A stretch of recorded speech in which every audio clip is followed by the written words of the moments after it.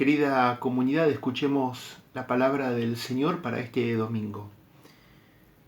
Del Evangelio de Mateo, Jesús comenzó a anunciar a sus discípulos que debía ir a Jerusalén y sufrir mucho de parte de los ancianos, de los sumos sacerdotes y de los escribas, que debía ser condenado a muerte y resucitar al tercer día. Pedro lo llevó aparte y comenzó a reprenderlo diciendo: Dios no lo permita, Señor, esto no sucederá. Pero él, dándose vuelta, dijo a Pedro: Retírate, ve detrás de mí, Satán. Tú eres para mí un obstáculo, porque tus pensamientos no son los de Dios, sino los de los hombres. Entonces Jesús dijo a sus discípulos: El que quiera seguirme, que renuncie a sí mismo, que cargue con su cruz y que me siga. Porque el que quiera salvar su vida la perderá, y el que pierda su vida a causa de mí la encontrará. ¿De qué le servirá al hombre ganar el mundo entero si pierde su vida? ¿Y qué podrá dar el hombre a cambio de su vida? Porque el Hijo del Hombre vendrá en la gloria de su Padre, rodeado de sus ángeles, y entonces pagará a cada uno de acuerdo con sus obras. Palabra del Señor. Escuchamos en este domingo el Evangelio de Mateo, que es continuación del domingo anterior. Si se acuerdan, la escena donde Jesús preguntaba: ¿y qué dicen la gente de mí? ¿Quién soy yo? ¿Y ustedes quién dicen que yo soy? Y Pedro enseguida tomó la palabra y dijo: tú eres el Mesías, el Hijo de Dios. Y Jesús le dice: feliz de ti, porque esto no te lo ha revelado. Tú eres Pedro, sobre esta piedra edificaré mi iglesia. Le cambia el nombre, ¿no? Un acto de confianza tan grande del Señor. Pasamos de este hermoso halago y reconocimiento de Jesús a Pedro a que hoy le diga: alejate de mí, Satán, o sea, retírate. Y le dice: Satán, tu pensamiento no es de Dios, sino de los hombres. Digo, ¿cómo vemos que pasa de un extremo al otro tan grande, ¿no?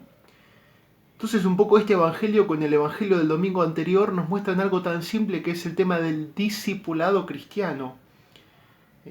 Lo que vamos viviendo todos nosotros como discípulos.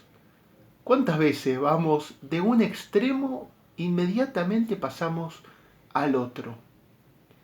Y esto es lo que nos va a querer mostrar el evangelio. Las tentaciones que vive el discípulo.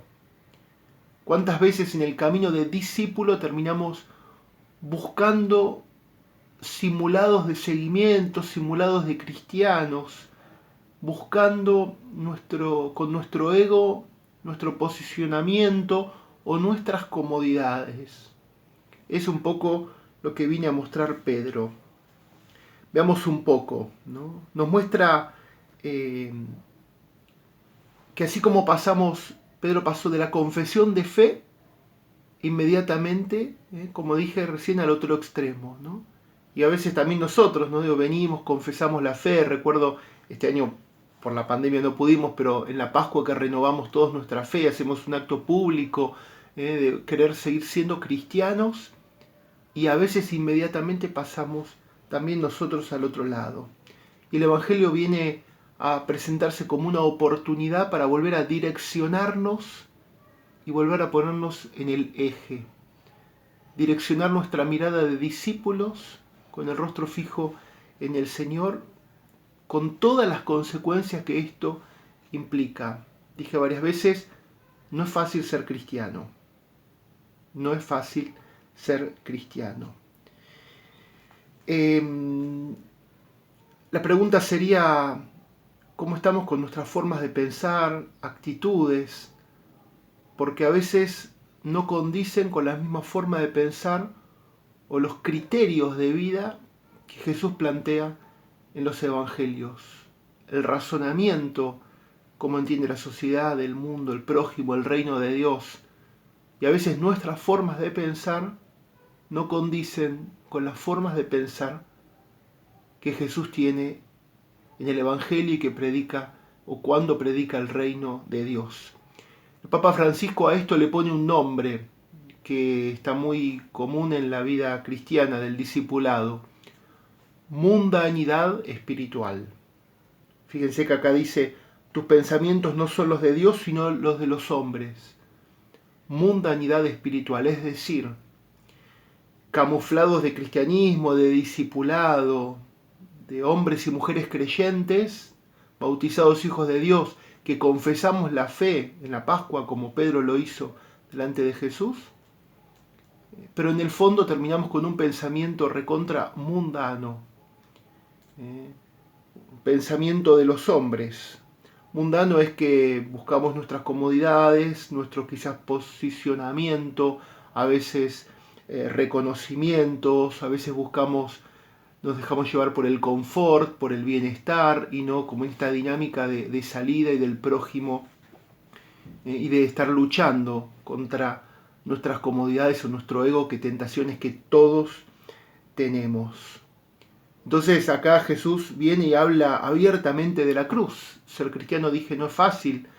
El discipulado no es fácil porque implica la cruz. Hablé muchas veces lo de la cruz, el significado de la cruz. Cada Viernes Santo lo repito y lo vuelvo a decir ahora. La cruz no es un castigo de Dios. Jesús no es que la elige con ganas y quiere abiertamente la cruz, sino es coherente, porque la cruz es consecuencia de su prédica, consecuencia de su anuncio del reino, consecuencia de su misión. Por lo tanto, le toca la cruz y no la esquiva, la acepta y la lleva.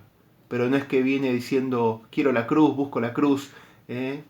A veces sea también un error también difundido, es que parecía ser más cristiano, más católico, más sufrimiento, ¿no? Eso tampoco es cristiano. Si la cruz te toca, la cruz es consecuencia de tu prédica, de tu misión, consecuencia de vivir como discípulo. Te va a tocar entonces la cruz. Y en el camino de seguir a Jesús, pasamos del extremo de la alegría, de profesar, de seguirlo, de estar en una comunidad, de buscarlo, podemos pasar inmediatamente, camufladamente, mundanidad espiritual, a estar buscando también nuestro reconocimiento, nuestra autoestima, pensar en eso.